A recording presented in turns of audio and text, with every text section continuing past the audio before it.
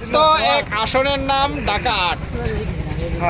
যে আসনের মধ্যে আমাদের হাদি ভাইকে দেওয়া হয় নাই, সে আসনে পাটোয়ারি আসছিল, কিন্তু পাটোয়ারিকেও ইঞ্জিনিয়ারিং করে দেওয়া হলো না।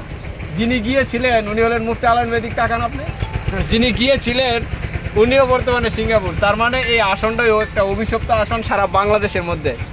এই ঢাকা ৮ আসনে ন্যায় এবং ইনসাফ প্রতিষ্ঠার জন্য যারা লড়াই করছিল তাদেরকে পিছনে রাখার কারণে আল্লাহ তাআলা এমন এক বিচার করে দিয়েছে, ওই যে কয় না উস্তাদের মাইট শেষ রাত্রে মাইটটা খাইছে আমরা চান্দা আব্বাস।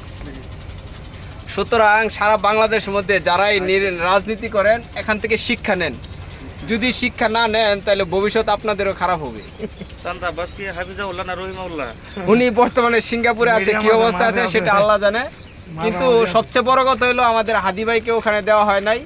হাদি ভাইয়ের প্রতিচ্ছবি হিসাবে পাটোয়ারি ছিল, সে পাটোয়ারিকে ইঞ্জিনিয়ারিং করে যেভাবে হোক ধরে রাখা হয়েছে। সে এখনও বলে যে আমি বিজয়ী হয়েছি, বাস্তবতা আল্লাহ মালুম।